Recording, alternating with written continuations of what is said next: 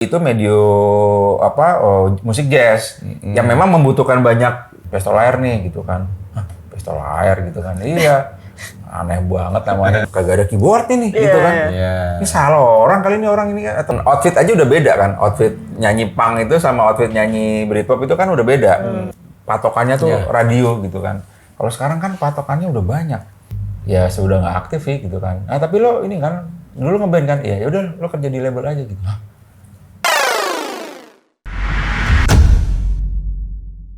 Halo, selamat datang di Retroism Plus 62. Kenangan masa lalu menambah semangat dan energi masa kini untuk menyambut masa depan. Oke, para Retrois, selamat hari gini, selamat menyambut hari yang indah. Dan kita semua sekarang ada di tempat yang nyaman sekali. Gue perkenalkan dulu, gue Pak Lur Lebong, dan di sebelah gue sini Eski.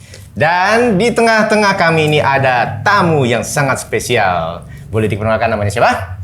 Ari Legowo. Mas Ari Legowo. Ada nama-nama komersil mungkin? Oh enggak, itu udah terlalu komersil namanya. Udah terlalu komersil. Berarti kalau saya tanya sama orang-orang lain, Ari Legowo kenal nggak? Kenal banget gitu ya. Udah. Udah pasti tuh. Oke, Mas Ari ini juga salah satu ya istilahnya pelaku retro 70, 80, 90-an. Dan sebenarnya yang menarik dari Mas Ari ini pengalaman pribadi dia seorang bisa bilang beranjak dari seorang pemusik ya. Iya. Oke, di tahun 80-an. Oke, mungkin gue pengen denger cerita pengalaman lu aja deh, terutama mengenai musik. Musik lu kenal di era berapa? Mulai maksudnya ada di dalam pribadi Mas Ari sendiri. Di tahun 70, 80, 90, ceritakan aja. Oke. Jadi gini, sebutnya apa ya, sahabat? Retrois. Para Retrois. Yes. Gua itu kelahiran tahun 70-an.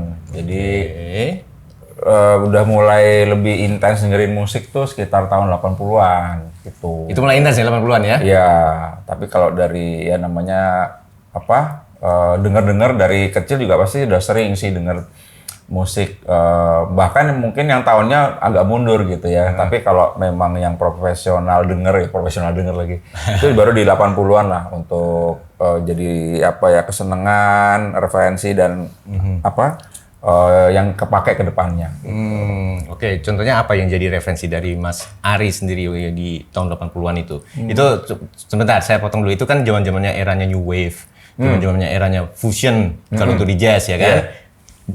Rock pun juga ya, bukan glam metal segala macam itu. Di mana itu Mas Ari sendiri? Kalau tahun segitu sih seringnya itu dengerin jazz sebenarnya gitu kan. Karena 80-an itu kan eranya pop kreatif, itu disebutin pop kreatif ya, bener ya. Jadi popnya pun pasti ada jazz lainnya gitu, Jazzy sebetulnya Jazzy gitu kan. Influence-nya gitu. Jadi memang mungkin sebagian besar ya itu Cassiopeia gitu kan, terus ada Mezzo Forte, ada Shakatak gitu kan.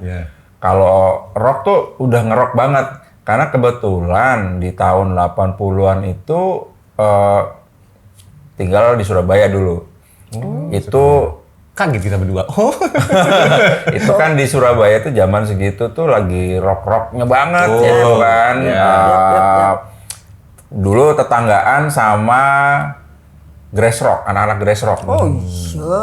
Iya, gue masih SD, tapi kalau siang itu lagi pulang sekolah tiba-tiba lihatlah segerombolan cowok-cowok ini pakai bajunya jaring-jaring, celananya macan gitu kan, terus rambutnya itu ternyata itu anak-anak Grass Rock yang kebetulan kompleknya sebelahan sama komplek gua. Mulai tuh ini apaan lagi nih gitu kan, mau nggak mau akhirnya ngulik lah gitu, nyari-nyari jenis musik apa nih yang mereka bawain. Mulai tuh agak dengerin rock di situ meskipun masih deras zaman itu tuh Jazzy lah gitu. Tapi udah mulai dengerin rock. Kalau lokalnya domestiknya yang Indonesianya tuh ya kan zaman-zaman segitu Utha Likumahua tuh lagi top-topnya lah. Terus Krakatau, Baskara masih dengerin zaman segitu dan band-band jazz lainnya lah di era 80-an itu. Karimata tadi disebut ya? Karimata belum, ya Karimata. Oh, ini nih ada cerita. Jadi untung saya ingetin ya. ya, thank you. Jadi waktu di Surabaya itu konser pertama kali yang gua tonton itu konsernya Karimata sama Krakatau di Ghost Gate di Surabaya. Nama gedungnya tuh Ghost Gate. Itu memang Karimata sama Krakatau tuh satu panggung konsernya gitu. Terus bahkan waktu mau mulai konser itu sampai pakai duit tuh diundi. Ini siapa yang duluan nih? Diundi. Yang main duluan kalau gua nggak salah tuh si Karimata main duluan. Oh iya, lucu banget tuh. Itu gua tuh kelas berapa ya? SD itu kayaknya kelas 3 atau kelas 4. Nonton sendirian konser jazz Karimata versus Krakatau, duduknya paling depan. Wah, paling depan. Karena mungkin badannya masih kecil kali ya. Masih kecil. Jadi sama bokap sama nyokap itu nggak dianterin loh. Itu benar-benar sendiri masuk. Duduk paling depan terus sambil nungguin mereka main. Karena dulu tuh ya sorry, lu nggak ditemenin sama teman-teman lu juga? Enggak, sendiri. Sendirian? Asli nggak sendiri. dibilang anak hilang lu? Enggak ya. Iya. 3-4 SD itu masih kecil banget loh. Iya, bener. Luar biasa. Duduk paling depan, inget banget tuh. Memang agak sedikit ke kanan panggung. Nah, gara-gara itulah, kok nggak main-main gitu kan. Akhirnya gue ke belakang panggung lah itu kan. Karena nggak ada barrier, nggak ada apa zaman segitu. Ke belakang panggung, ketemulah sama semua personil band Krakatau sama Karimata tuh, liatin satu-satu. Mereka lagi ngapain gitu kan. Dengan gaya masih anak kecilnya gitu ya? Iya, nggak ada juga kepengenan minta tanah. Enggak sih, waktu itu lihat mereka aja udah seneng banget gitu kan. Terus sampai akhirnya mereka main dan di kemudian hari, beberapa puluh tahun kemudian, gue juga jadi berhubungan lagi sama mereka ini. Tapi udah lebih ke pekerjaan lah, karena gue akhirnya kerja di perusahaan rekaman. Gitu. Jadi nggak menyangka ya waktu itu cuma ngeliat waktu kecil ketemu di belakang panggung, akhirnya bisa berinteraksi sama mereka kan puluhan tahun kemudian. Luar biasa ya. Itu sesuatu yang nggak akan terpikirkan oleh kita bisa ya. Dan beberapa tahun kemudian juga kan tadi udah nyebutin nih emang dengernya Cassiope. Di satu event di Jogja akhirnya bisa ketemu juga dengan beberapa personel asli Cassiope. Kayak si Akira Jimbo. Akira Jimbo, ada ketemu juga Akira Jimbo ya? Itu masih kecil juga? Enggak, udah gede kan? Tapi dulu sempat nonton kecil gitu ya? Ketemulah sama mereka, jadi memang semesta begitu kerjanya. Nih. Gue mau nanya, sorry Pak Lur. Nggak apa-apa. Aja, gue mau nanya. Gue mau tahu, bisa seneng jazz waktu masih kecil, itu siapa influence-nya? Karena siapa? Bokap, nyokap, om, tante? Enggak juga ya, kayaknya memang denger di radio waktu zaman segitu, denger di radio. Jadi nggak ada yang keracunin nih ya? Nggak ada. Gua kalau di band bass-nya itu keyboard. Main keyboard pun nggak ada yang ngajarin. Oh iya. Jadi tiba-tiba satu hari cuman bilang sama almarhum mama waktu itu, beliin pengen ini dong, pengen punya keyboard. Dibeliin lah keyboard Cassioton. Bener. Oh iya, Allah. Cassioton. Dibeliin Cassioton, udah akhirnya pencet-pencet sendiri. Zaman segitu kan nggak ada YouTube. Nggak ada kaset ya. Cuman ada kaset. Akhirnya ya nggak ada tutorial ya. Nggak ada. Belajar sendiri, dengerin kaset, di rewind lagi atau kalian pakai pensil ya. Kita ituin lagi ya kan, terus mandiri, belajar sendiri atau didak sampai akhirnya bisa. Benar-benar nggak ada yang ngajarin. Hebat. Sampai hari ini. Hebat. Nah, zamannya Cassioton itu kan berarti kan udah ngulik-ngulik lagu. Udah. Itu lagu-lagu siapa kalau itu yang masih jazz ya? Masih jazz. Langsung susah lagi waktu itu nguliknya, langsung lagu-lagunya Cassiope. Lagu-lagunya ya kalau yang Indonesia tuh ngulik lagunya Karimata, ngulik lagunya Krakatau. Oke, berarti basicnya hari ini otodidak ya? Otodidak. Partitur nggak bisa baca? Nah, balok. ada lagi nih cerita. Oh gitu. Satu ketika waktu zaman SMA disuruhlah les piano Sama. nyokap. Oke. Kamu les deh gitu kan biar nggak bisanya cuman nggak gitu-gitu doang. Les lah piano nih kan. Waktu itu berapa bulan ya? Jadi di bulan ketiga sebenarnya udah bisa sih baca partitur. Cuman mungkin kemampuan hearingnya tuh jauh lebih dominan. Ya. Ya. Karena kan dulu cuma dengar, itu nggak tahu gimana ya. Pokoknya begitu dengar langsung tahu, oh ini mainnya di C, ini mainnya di D, ini mainnya di G gitu kan. Begitu dikasih guru buat les, baca, begitu kesusahan baca, bilang Bu, Ibu boleh nggak main duluan? Dia mainlah duluan, kan saya ngapalin. Ngapalin, saya sebenarnya saya even nggak lihat gue nggak lihat tangannya, cuman denger nada-nadanya, oh mainnya gini gitu kan. Ya udah gue mainin lah persis seperti yang dia mainin gitu. Klasik?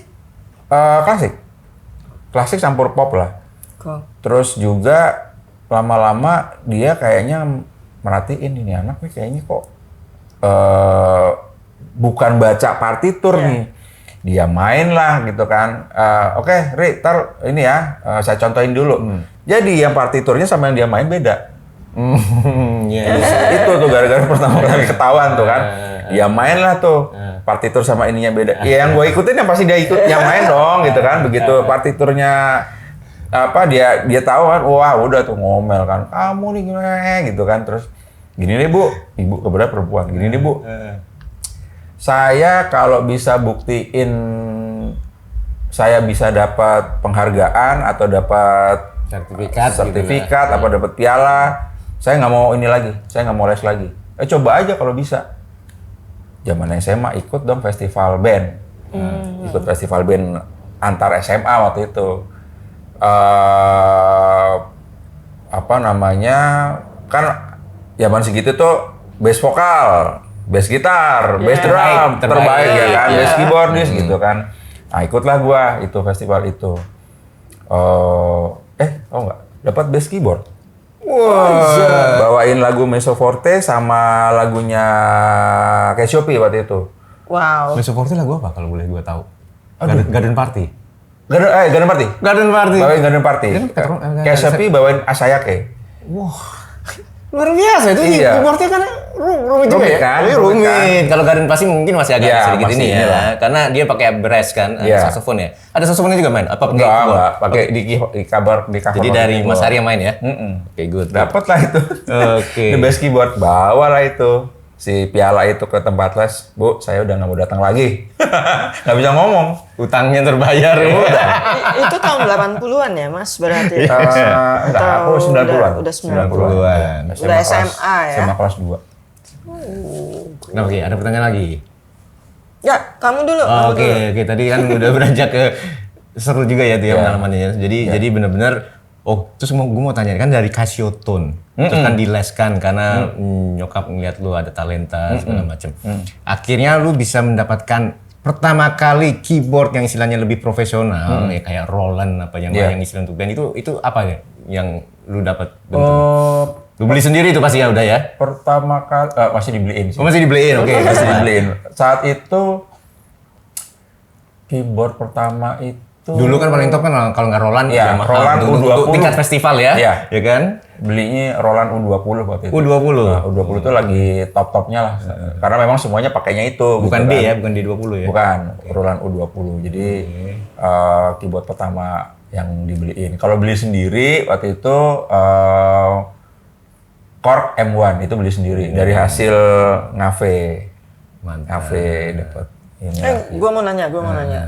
Lo waktu itu udah main Cassioton, belajar klasik, piano. Iya, piano. Berasa nggak bedanya antara main Cassioton sama piano? Iya Mana sih. yang lo lebih seneng?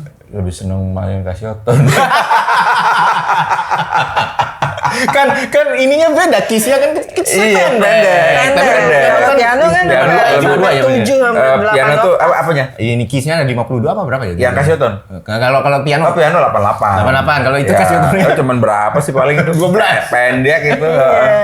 Dan lebih berat kan piano kan. Iya, Gitu. lebih enak dentingannya juga kan. Mungkin buat anak umur segitu kayaknya lebih enak Lebih pencet Cassioton. ringan. Dan itu suara kan banyak. Suaranya banyak, bisa ada suara sinte, ada suara piano juga ada di situ. Macam-macam lah. Tapi belum main sequencer ya? Belum main sequencer. Akhirnya itu sequencer. Iya, akhirnya Oke, akan main sequencer. Ya, gimana? Oke, beralih ke sequencer itu gimana tuh ceritanya? Iya, jadi waktu SMA udah mulai lebih sering ngeband lah gitu kan. Karena dari periode SD itu periode yang benar-benar explore, belajar sendiri. Oke.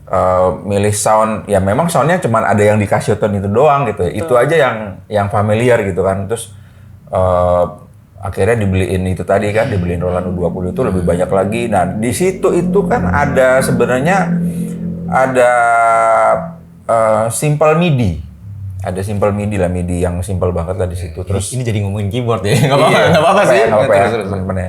Udah gitu, mulailah belajar tuh di situ, belajar sequencer. Terus kan udah mulai lihat kok ada bunyi-bunyian yang di luar si keyboardnya itu sendiri kan, yaitu sequencer, yaitu synth, yaitu MIDI segala macam. Mulailah belajar ke siapa aja yang bisa ditanyain. Kebanyakan sih ke pemain pemusik lah di itu tuh di Jogja kan, karena SMA tuh di Jogja.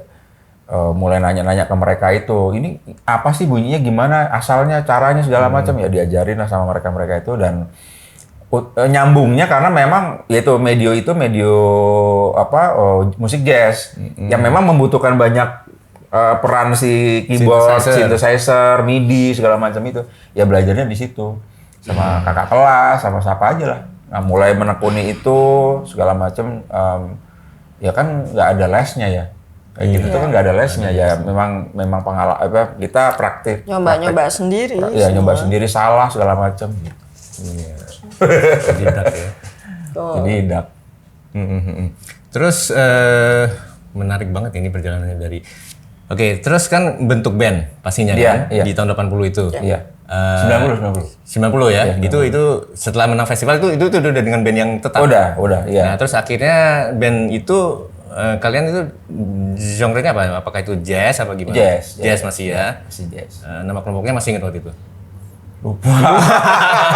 Gimana SMA ya, lupa namanya. Oke, terus beralih yang gua tahu nih denger dari profilnya Mas Ari ini. Lu tadinya yang jazz, akhirnya bisa beralih ke genre yang benar-benar bertolak belakang dengan jazz. Bisa tahu nggak itu apa tuh jenisnya yang gue cuma denger aja tadi cerita di balik tembok itu gue dengerin. Ya, gimana ceritanya itu? Iya, akhirnya berkenalan sama yang namanya Britpop. Britpop. Iya, nggak nyambung ya. Nggak nyambung banget ya jazz ke Britpop ya. Jadi waktu kuliah itu awal-awal kuliah tuh masih mainin top 40 lah, top 40 acid jazz gitu, karena kan dulu cari tambahan uang itu ngafe di Kemang kita. Ya seminggu berapa kali lah gitu untuk ngisi acara di satu kafe lah. Terus ternyata salah satu personil band gua itu, drummer gua itu dia punya band lagi di luar di luar band kita gitu. Memang itu band SMA-nya dia, teman-teman SMA-nya dia bikin satu band gitu ya. Awalnya mereka itu nyanyi bawain tuh sebenarnya alirannya tuh punk, bawain Sex Pistols, Ramones dan lain sebagainya. Mostly sih Sex Pistols, namanya Pistolaire. Udah gitu gak tahu kenapa lah tiba-tiba si drummer gua ini lo mau nggak bantuin di band gua? Lah lo ada band lagi? Ada. Bawain apaan? Udah pokoknya lo datang dulu deh gitu. Datang lah ngumpul sama mereka ini kan. Tapi teman-teman satu kampus di Trisakti sebenarnya si anak-anak ini kebanyakan. Terus ya gua mau ngajak lo deh gabung ke Pistolaire nih gitu kan. Pistolaire gitu kan. Iya. Aneh banget namanya gitu kan. Terus apa yang mau dibawain? Nah, lo dengerin deh, dikasih kaset zaman segitu kan. Kasihlah kaset, waktu itu dikasih kaset Oasis. Oasis lagi gila tuh zaman segitu. Nih, lo dengerin ini dulu deh. Pertengahan 90-an tuh ya. Iya. Lo dengerin ini dulu, nanti sisanya nyusul. Ya udah, dengerin kan. Lah, emang kagak ada keyboard nih, gitu kan. Ini salah orang kali ini orang ini kan, teman-teman nih kan gitu kan. Terus tapi nggak apa-apa, dengerin aja. Nah, di masa itu juga sebenarnya akhirnya pertama kali belajar gitar. Jadi ngeband lama, cuman nggak pernah nyentuh sama sekali alat instrumen yang lain kecuali keyboard. Karena dengerin Oasis itu mau nggak mau, lah ini biasanya gitar gitu kan. Ya udah akhirnya belajarlah gitar tuh. Saat itu belajar gitar, ngejreng sambil memikirkan ini gimana cara bawainnya gitu kan. Orang nggak ada gitarnya, nggak ada keyboardnya. Cuman memang ada nuansa-nuansa lain di situ yang kayaknya ini bisa nih di cover. Kalau dulu karena sering bawain jazz dan sering main di kafe, ya kita kan biasa kan membawakan ulang gitu kan, mengaransemen ulang satu lagu. Jadi buat gue pribadi nggak terlalu susah sebenarnya. Oh, ini bisa nih di cover pakai sound ini si lagu ini. Yang ini pakai soundnya pakai ini gitu kan. Udah tuh. Selesai Oasis, dikasih lah yang lain-lain nih, mulai diasupin nih sama anak-anak kan. Ada New Order. Oh, ini masih lumayan nih New Order nih. Ada ininya gitu. Ada sinte ya kan. Bisa lah gue ini nggak masalah gitu kan. Terus dan band-band Britpop lainnya gitu. Sampai akhirnya si Pestolani memang dari band punk akhirnya jadi band Britpop gitu. Itulah di situ mulai dari situ ya. Intens mainin Britpop. Tapi mungkin Retoris juga tahu ya kalau di medio 90-an ya, itu 90-an. Itu kalau Pistol Air ini band yang juga udah cukup dikenal di Nusantara ya. Boleh dibilang ya, lumayan ada berapa album yang udah dicetak itu waktu itu. Wih, zaman gua itu aja udah ada 3 kayaknya sih albumnya. Itu kalau yang gue tahu itu zaman-zamannya ada band yang lainnya namanya Rumah Sakit. Ya. Itu ya. Ya, Cherry Bombshell ya. Ada Naif. Ya itu awal-awal sebetulnya kita semua eranya tuh dari poster sebenarnya. Ada poster kafe kalau zaman dulu tuh tahu ya. Dan banyak beberapa spot tempat lain, tapi kebanyakan itu memang kita dulu mainnya di poster. Hampir tiap minggu main di poster. Iya. Hampir tiap minggu, dan seingat gua sih kita masih bawa cover lagu tadi ya? Iya, masing-masing cover lagu ya itu, bawain Stone Roses, bawain Charlatans, bawain ya itu tadi New Order, kadang bawain Suede. Ya. Gitu ya. Iya. Mantap. Tapi Blur nggak pernah. Nggak pernah karena emang anak-anak lebih doyan lebih ke Oasis. yang keras, ya. Yang kenapa? sedikit keras. Kalau menurut ini kenapa kalau Blur? Kalau menurut anak-anak sih dengan adanya gua si Oasis itu masih lebih masuk gitu karena mereka dengan asupan keyboard itu. Iya, sebenarnya sih ya bisa-bisa aja sih bawain Blur, cuman gue sih pribadi juga pada akhirnya ya senang sih, Blur sih senang, itu band-band bagus juga, cuman lebih ngulik dan lebih doyan ke Oasis pada akhirnya. Gitu ya. Ya makanya lebih dalam kayaknya ininya, nge-explore-nya. Sorry, tapi ini nggak sih kagok nggak sih waktu pertama kali dari jazz terus main Britpop tuh kagok nggak? Wih, kagok karena kan kagoknya tuh gini, kalau jazz itu kan lebih rumit. Iya. Lebih rumit kuncinya, iya kan? Progressive chord-nya. Progressive chord-nya lebih rumit, udah gitu meskipun sound-nya cuma satu tapi gimana caranya gitu kan supaya bisa memberikan nuansa yang beda gitu kan. Ya kalau Britpop itu kan ya itu tadi chord-nya masih basic standar. Iya, biasanya cuma 3 chord, 4 chord gitu kan.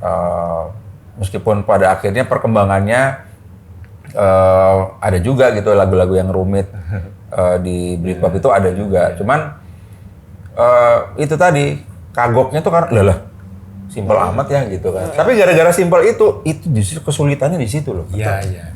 Soalnya mungkin bisa aja yang kalau yang gue tahu kan kalau lu main basic kan, C gitu kan, tiba-tiba lu masukin kok gue jadi kunci kayak nge-jazzy banget, tambahin mayor kayak gitu kan. Itu sering tuh terjadi di awal-awalnya gitu. Masih kejadian. Cuman anak-anak Misalkan gini ya Pak, teman-teman lu bilang, jangan terlalu ngejas banget dong itu suara keyboardnya. Ada kayak gitu ya mungkin. ada. Tapi yang memang yang nolong pada akhirnya adalah si Charlatans ini. Ada satu band dari UK namanya Charlatans. Itu memang dia ada pemain organ ya. Jadi dia pakai Hammond bass-nya tuh dia pakai Hammond. Dia ada juga akhirnya pakai Clavinova, ada keyboard lama itu ya? Iya. Ya itu sebenarnya Charlatans kayak ada grup apa ya namanya Kasabian. Kasabian itu juga kan sebetulnya ada juga kan ininya. Iya. Jadi tahun 90 sebetulnya banyak tuh grup-grup yang pakai synthesizer atau apa. Cuman memang dulu tuh lebih kayaknya grup-grup kayak Oasis lebih dominan ya? gedor ya. Iya. Gitu. Tapi lo pernah nggak main dengan grup-grup yang tahun 90-an? Lihat ke belakang nggak kayak grup-grup kayak Depeche Mode, New Order kayak gitu-gitu atau Ultravox kayak gitu-gitu. Pernah dengerin atau pernah ngambil ininya nggak? Iya. Ilmunya atau apanya gitu. Jadi itu memang random sih ya. Pada akhirnya tuh biasanya kan orang dengerin album pertama maju kan sampai album kedua, ketiga. Nah kalau gue tuh kadang-kadang ngambilnya di tengah nih. Oke. Album ketiga dengerin terus album keempat sambil kelima. Nah nanti pelan-pelan mundur ke belakang. Nah di situ kadang-kadang anak-anak tuh juga mengedukasi gua untuk dengerin yang lain-lain juga. Yeah. Inspiral Carpet, terus kalau di Purple udah lah memang udah sering dengar gitu kan. Yeah. Dan masih ada nyambungnya akhirnya dengan beberapa band Britpop gitu. Terus yang lain-lain dicokokin lah sampai kayak Cocteau Twin yang udah mulai nuansanya udah mulai terbang-terbang lah gitu. Itu juga gue nggak ngerti tuh Cocteau Twins. Gue juga sampai sekarang masih belajar gitu. Tapi kayak Sigur Rós segala macam tuh mau nggak mau harus dengerin, harus belajar. Karena kalau gue tuh lebih ke ya itu apapun yang basicnya musik pasti gue makan lah gitu kan. Entah itu gue kulik, entah itu cuman mungkin permukaannya doang tapi pasti dijabanin lah gitu. Dulu waktu pengalaman pertama kali ngeband sama grup yang namanya Pistol Air itu, yang paling berkesan tuh gimana? Pernah dilemparin apa? Oh iya. Gitu? Jadi ya itu karena mereka awalnya bawain punk, Sex Pistol, tiba-tiba mungkin mereka baca di flyer di mana gitu ya. Pistol Air main kalau itu nggak salah tuh di salah satu SMA deh, lupa SMA di mana, outdoor gitu kan.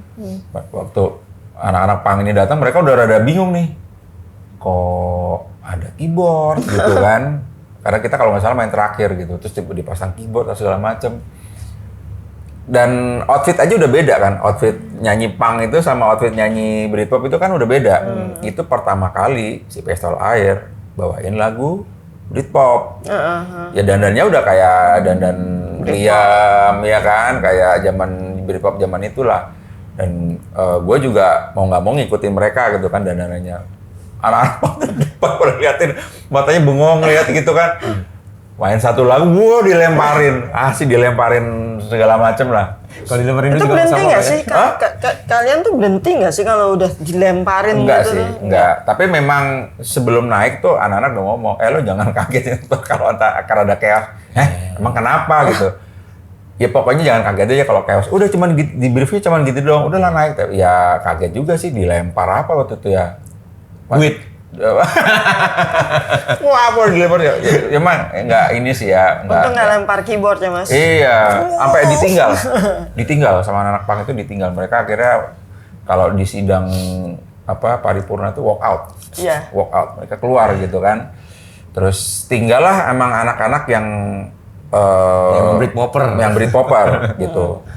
1 kali, 2 kali masih dilempar juga, 3 kali udah nggak datang tuh, yang teman-teman dari punk ini udah nggak datang, ya sisanya tinggal anak-anak Britpop. Nah dari situ udah mulai tuh, gua secara pribadi PD-nya udah mulai ningkat karena udah penontonnya udah emang udah yang nikmatin musiknya gitu kan. Terus tapi pada satu poin memang karena vokalis gue itu salah satu leader punk di Jakarta, ya gue dikenalin sama anak-anak itu. Mereka juga dikenalin sama gue, lo next time ketemu dia disapa segala macam, jangan di ini. Nah, Salim. Oh iya. Iya. Segitu rambutnya berdiri, anting di mana-mana, ketemu Salim. Karena memang vokalis gua itu salah satu yang dituain di skena punk Jakarta. Mereka salah satu yang bawa punk itu ke Indonesia gitu. Jadi ya dihormatin dan mereka akhirnya bisa menerima, bisa mengerti. Tapi anak-anak pada akhirnya sekali-sekali bawain Sex Pistols, yuk ayo aja bawain Sex Pistols. God Save the Queen. Sebenarnya kan nama Pistol Air itu emang aslinya dari Sex Pistols itu ya? Betul ya?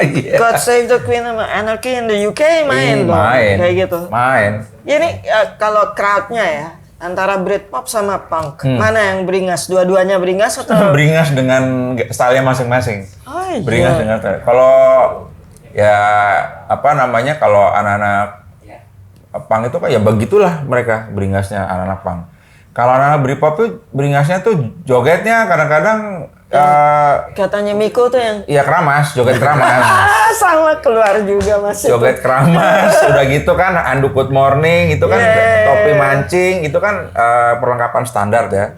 Tapi ya gitu jogetnya tuh makan tempat gitu kan, yang gitu-gitulah muter-muter kadang-kadang terus heboh.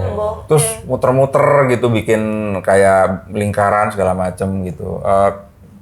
Nah sebagian anak punk itu ada yang pindah juga ke ini kan ke skena Britpop. Jadi kadang-kadang kalau udah rusuh tuh ya sorry nih ngeludah lah segala macem. Tapi di situ serunya. Jadi itu apa adanya ya skena pada waktu itu.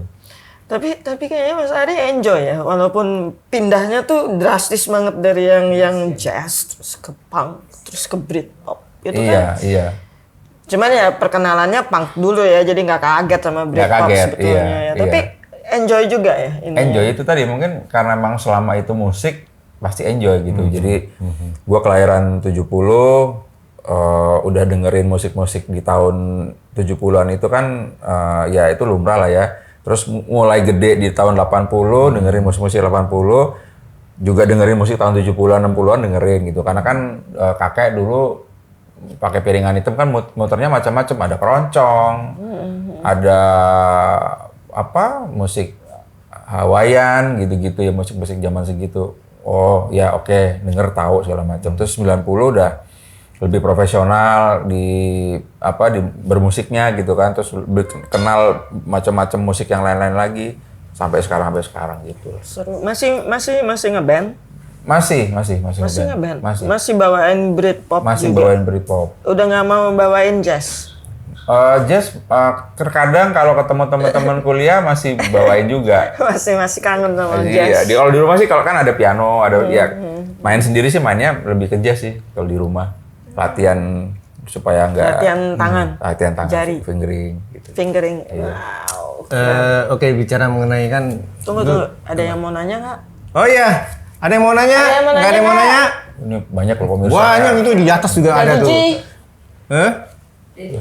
Oke, nggak ada yang nanya. Lanjut, gue tanya lagi. Oke, tadi gue mau nanya apa sama Salaman lagi. Oh ya, lu sebagai pemain keyboard, kan berarti kan emang beranjak dari keyboard kan. Sequencer bahkan bisa main sekarang kan. Nah sekarang lu dulu kan istilahnya gini, sekarang kan musik kan ada yang namanya electronic dance music. Iya. Itu membuat lu menantang banget nggak? Karena electronic dance music itu banyak benar-benar menggunakan sequencer, ya kan? Lu benar-benar dituntut untuk bisa membuat satu. Lu ngompos lagu nggak? Iya. Ngompos lagu kan? Nah itu kalau electronic dance music lu bisa mengkompos lagu juga kan? Iya. Nah, lu terlibat nggak di dalam electronic dance music akhir-akhir ini kan sebagai seorang keyboardist yang awalnya konvensional gitulah? Iya, dulu sih pernah sih mau coba-coba bikin lagu itu gitu ya, lagu EDM gitu. Cuman ternyata kurang mahir. kurang mahir itu gini, kayaknya kalau secara jujur itu memang lebih senang bawain lagu-lagu itu tadi tuh jazz, Britpop pada umumnya lah pop gitu ya. EDM tuh keren gitu kan. Waktu pertama denger juga, ini musik apaan lagi nih gitu kan. Zaman 90 tuh kan Prodigy gitu-gitulah udah mulai dengerin, terus yang apa namanya yang lebih Face No More juga ya pakai ya kayak gitu ya. Face No More. Fate No More kan lebih ke rock. Ke rock dia ya. Tapi itu ada elemen-elemen tertentu yang kita bisa pelajari juga di situ. Terus tapi nyinggung masalah si EDM itu dulu tuh awal-awalnya dengerin Prodigy, Firestarter gitu kan. Ini musik apa lagi gitu kan. Tapi kok seru ya gitu. Mulai tuh dengerin si dance music itu.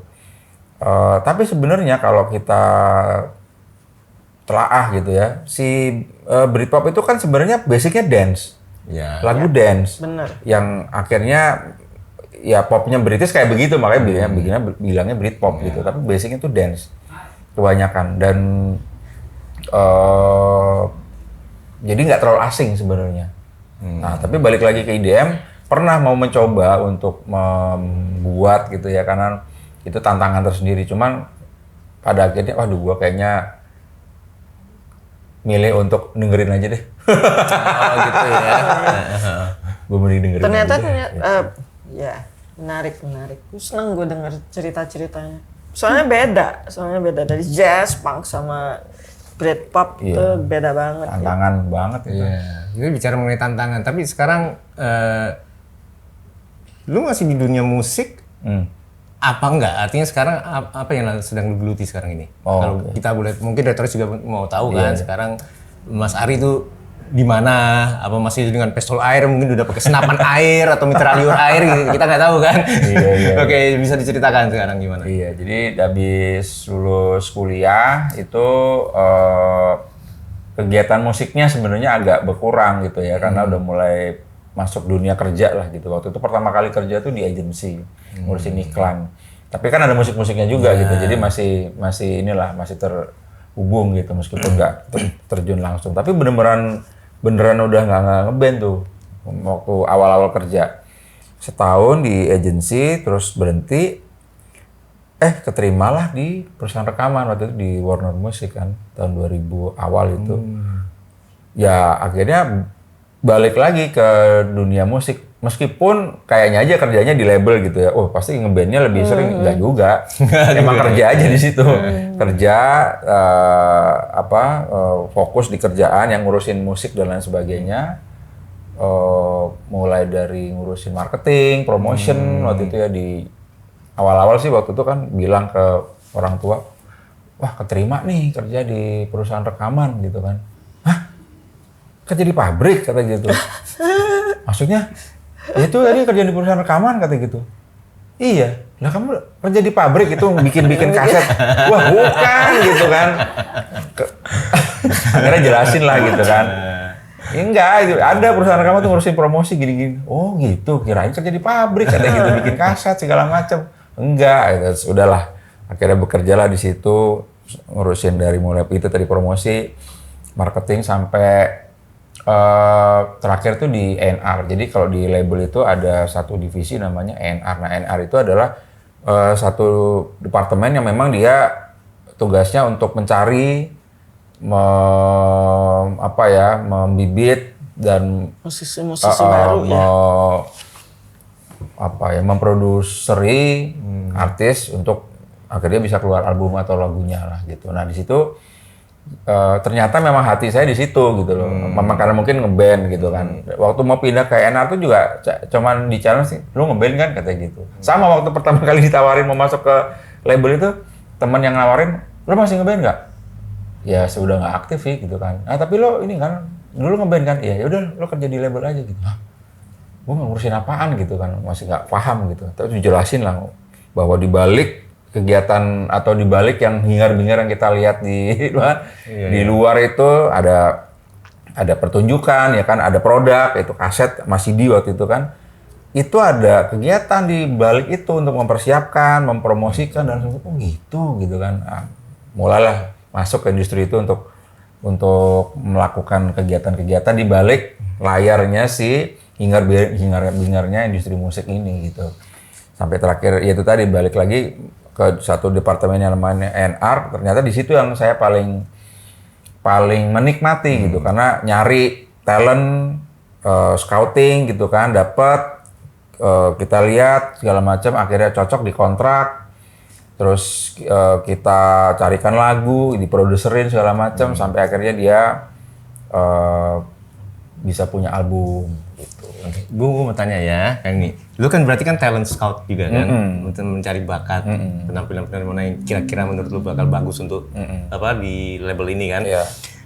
Lu masih terpatri nggak dengan lu sebagai orang Britpop, seorang yang waktu lu main jazz, jadi kan pemikirannya masih yang istilahnya retro, ya kan?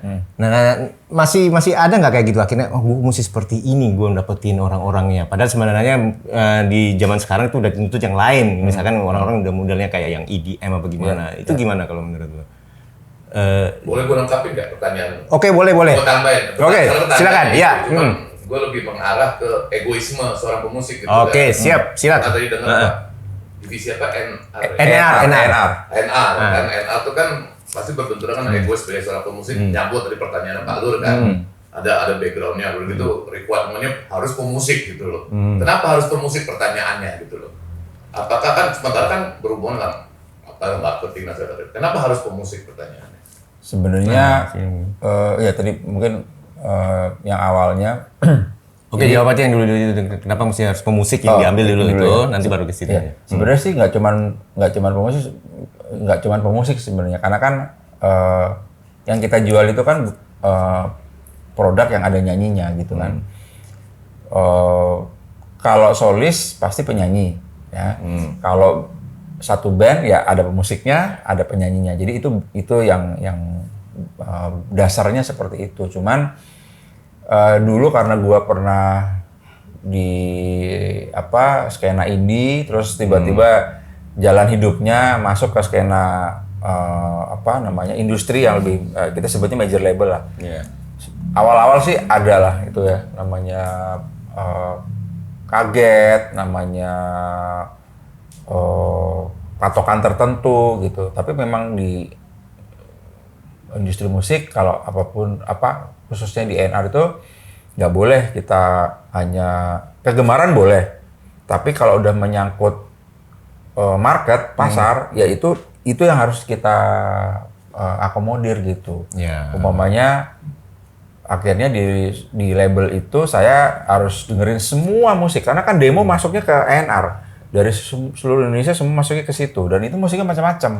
Tapi memang apa yang lagi tren saat itu kebanyakan musiknya seperti itu yang dikirim, yang kita terima gitu. Tapi bukan berarti nggak ada musik-musik lain, ada musik-musik lain gitu. Nah itulah tantangannya, gimana kita bisa ngelihat talent yang kita dapat, komersialisasinya, dan kedepannya akan seperti apa trennya gitu. Karena kan kita biasanya ngontrak tuh nggak cuma 1 album, 3 album, 5 album gitu. Nah apakah selama 3 album 5 album ke depan itu mereka akan masih bisa menjual gitu. Itu beda tantangan lagi tuh, karena melibatkan yang awalnya dari kita yang masak nih di dapur A&R kan, kita jadi nih nasi goreng. Nah nasi goreng ini kan harus dijual nih. Nah itu tim marketing, tim promotion yang udah mulai terlibat di situ. Bagaimana mereka mengemasnya, bagaimana mereka bisa menjualnya, memperkenalkannya gitu, ngeracunin bahasanya yang market dengan nasi goreng ini gitu kan. Itu udah tugasnya marketing sama promotion. Tapi kita sebagai tukang masak dituntut untuk bisa menyajikan stok-stok yang memang itu terjual di pasar. Nah dulu waktu masih di indie lah gitu kan, suka ngomel gitu kan, paling ntar gue kalau di label diatur-atur nih gitu kan, musiknya suruh dirubah segala macam. Sebenarnya sih enggak gitu ya. Memang ada konsekuensi tertentu. Kalau di indie itu mungkin kebebasannya menurut teman-teman ya, kebebasannya lebih besar karena kita semuanya ngatur sendiri. Yeah. Once kita udah masuk ke label, kan ada investasi yang dikucurkan sama si label ini. Wajar dong kalau dia dalam tanda kutip menuntut sesuatu hal yang mungkin harus komersil, harus apa supaya apa modalnya itu bisa balik. Kan ini bagaimanapun ini perusahaan, bukan yayasan yang tidak mengharapkan untung gitu. Nah, itu juga gejolak tersendiri tuh dari ternyata gini ya, yang tadinya di lapangan anak-anak indie, kita bisa musik kayak apapun terserah kita. Masuk ke ranah itu, ternyata tuh ini seperti ininya pemikirannya gitu. Jadi balik lagi ya, patokan saya memang pasti ada pengaruh lah ya.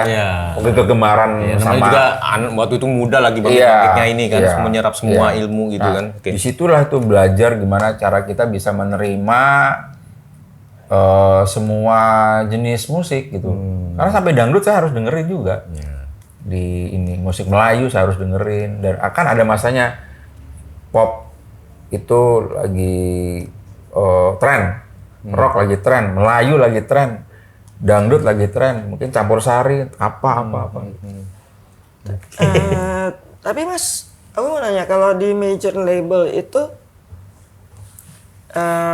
tren musik itu mempengaruhi nggak di major label untuk menarik si calon musisi baru atau apa gitu. Tren ya amat sangat pengaruh ke major label untuk gue tarik nih band ini karena ini mengikuti tren. Iya.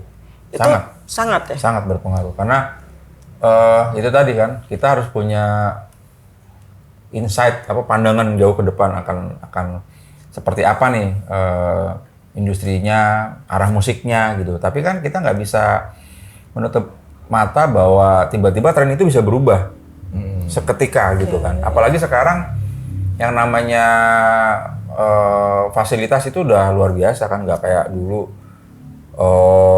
nggak ada YouTube gitu kan, belum ada platform digital gitu. Adanya cuma fisik, terus kita bener-bener dipandu yang sama yang namanya radio, jadi patokannya tuh radio gitu kan. Kalau sekarang kan patokannya udah banyak, ada TikTok, ada YouTube, ada segala macam dah. Gitu. Apa itu yang bikin dengan platform seperti itu tren menjadi amat sangat pendek gitu umurnya? Bisa jadi karena biar bagaimanapun semua pasti ngelihatnya kan ke kebutuhan pasar ya kan, gitu. Itu yang kadang-kadang suka dicibir lah gitu ya sama beberapa orang yang lu mah nggak ngakomodir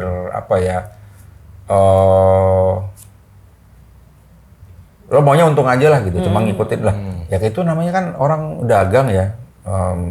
Menurut saya sih wajar-wajar aja kalau dia mengikuti apa yang lagi laku gitu. Tapi bukan berarti dia tidak ngakomodir satu genre tertentu gitu. Karena yang namanya perusahaan rekaman itu ya dia harus mengakomodir sebanyak mungkin dengan memberikan pendapatan juga yang signifikan buat mereka gitu. Oke, nah sekarang Mas kalau melihat tren paling lama berapa tahun sih kalau musik zaman sekarang? Zaman sekarang ya.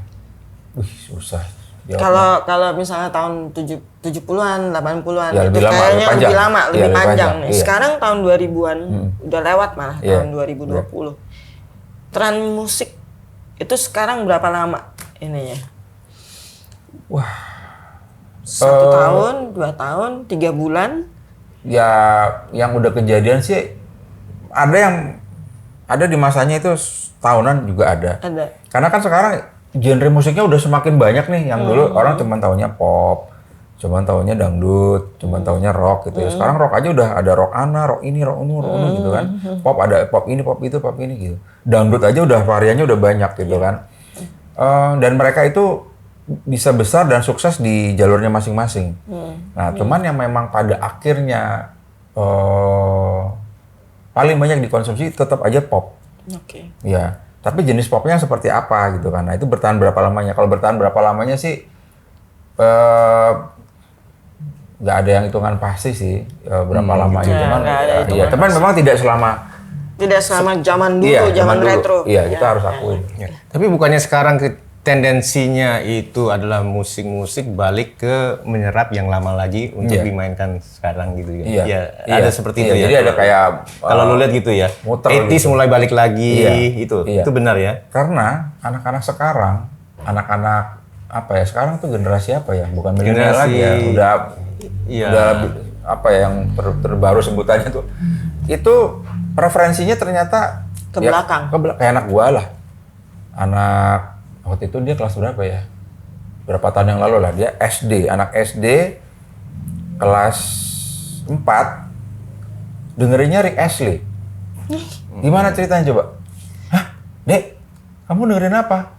Ya ini, dia dengerin lagunya Rick Astley. Ternyata dia bisa dengerin lagu Rick Astley itu setelah menonton film Guardian of Galaxy di mana itu soundtracknya 80-an. Iya. Gitu. Dan dia suka. Dengerin terus sampai hari ini dan dari situ dia ngulik yang angkatannya Rick Astley itu siapa? Itu yang didengerin. Tapi yang baru-baru didengerin juga gitu. Kalau di kita kan kayaknya agak sedikit kemungkinannya untuk kayak gitu zaman dulu ya, zaman kaset, Iya. zaman CD pun agak sedikit kecil kemungkinan seperti itu. Karena mungkin juga kemudahan media yang gimana Iya. untuk mencari lagu-lagu itu anak-anak juga udah gampang sekali kan. Ya kan kalau kita dulu mau nyari dari mana, ini kan sekarang tinggal pencet apa udah kelihatan. Iya, tahu. segampang Jadi- itu. Ya, jadi bisa ngulik sejarahnya pun bagaimana. Oke. Sip. Eski, gimana nih, menarik juga ya pengalaman pribadi nih. Gue suka Mas aja, Ari. soalnya nggak nyangka Mas Ari dari itu di pikiran gue tuh jazz terus punk terus Britpop. Biasanya kan orang tuh satu jalur tuh. Iya. Kalau udah seneng pop ya udah pop, dia ngambil ini jazz loh Mas. Tapi satu pertanyaan mungkin yang terakhir nih yang gue mau tanya sama lu. Lu kan sebagai waktu itu kan jadi main-main di studio pasti sering kan? Oke, lu anak band studio berarti kan. Kalau menurut lu kecenderungannya sekarang gimana? Kalau dulu Beyond Retro namanya kita main band, ayo kita studio. Oke, sekarang studio tuh masih disambangi nggak sama anak-anak dengan era seperti band, bukan lagu-lagu sekarang inilah. Kalau dulu kan Britpop yang oke, gitar masuk semua masuk gitu. Kalau lu sekarang lihat gimana nih? Kecenderungannya? Studio sebagai anak-anak band yang masuk di studio gitu, masih di ini nggak? Jadi sempet lah ada waktunya beberapa tahun kemarin itu ini tapi jangan ngomongin pandemi ya, itu pada semua juga sepi lah. Sebelum Beda pandemi kasus. sebelum pandemi pun itu ada ada waktunya di mana studio itu sepi karena mereka udah bisa latihan sendiri di rumah. Oke, itu ya. Iya, rekaman pun dulu studio rekaman itu penuh. Nyari schedule susah. Nah, sekarang dengan kemajuan teknologi ya mereka rekaman di rumah aja bisa. Iya. Mau take gitar, mau take apapun, mau take vokal. Kadang drumnya gambar, ada pakai program tertentu gitu. Jadi agak sedih juga sih. Ada beberapa studio latihan tutup, studio rekaman tutup gitu ya. Ya kita kan otomatis berpikir, waduh industrinya akan habis nih. Ternyata selama pandemi kegemaran orang untuk mengkonsumsi streaming lagu itu naik 25%-an lah. Oh iya. Ya, mungkin mungkin karena di rumah nggak ada kegiatan apapun, nggak bisa kemana-mana, itu yang mereka habiskan dengarkan musik gitu. Berarti kalau gue lihat keakraban di antara personel band semakin berkurang dong, karena kan studio kita ngumpul. Kalau itu kan kita udah apa istilahnya, lu gitarnya nanti gue masukin ke track ini ya, kapan lu bisa datang ke rumah gue? Betul nggak seperti itu kan? Kalau sekarang berarti keakraban di antara ini personel gimana kalau menurut lu sebagai anak band ya? Iya, keakrabannya sih mau nggak mau secara fisik mungkin berkurang, tapi kan kadang-kadang bisa pakai Zoom atau pakai video call ya, ya mereka rekaman di manapun bisa. Tapi memang harus diakuin secara kita ketemu fisik itu sempat ada lah berkurangnya masa-masa itu. Cuman sekarang kayaknya kan konser udah banyak, ya kan? Mereka mau nggak mau harus ke studio lagi nih balik. Iya. Ketemuan lagi deh. Bakal gitu ya. Bakal kembali ke tahun dulu kayaknya ya. Walaupun gimana pasti mereka butuh satu tempat khusus buat. Iya, pasti Iya. udah dengan apa tadi kan dibilang juga tendensinya kan musik udah etis mau diterima lagi sama kita gitu ya, termasuk anak-anaknya Mas Ari. Anak-anak apa anak satu anak aja? Anak-anak. Oh, anak-anak. Oke, bikin band juga nih ntar anak-anak. Ya udah, Malur. Seru ya? Seru. Eski mau tutup? Aku udah kalau gitu ya udah. Mas Ari, makasih Mas Ari ininya ceritanya. you. Gue seneng banget dengerin. Thank you. Karena Gua yang thank ini you. ajaib ini ceritanya Mas Ari. Kalau didengar tuh udah tutup sekarang Malur. Oke deh, ya udah Retrois kita tutup sampai sini aja. Tapi yang penting jangan lupa itulah ya, share, like, komen, dan subscribe itu udah paling penting. Oke, kalau gitu ya terima kasih sekali lagi Mas Ari untuk kedatangannya. Jangan you. segan-segan Mas lagi Ari kalau sampai lupa minum ya Mas. Oh iya, minum dulu sebelum kita nutup.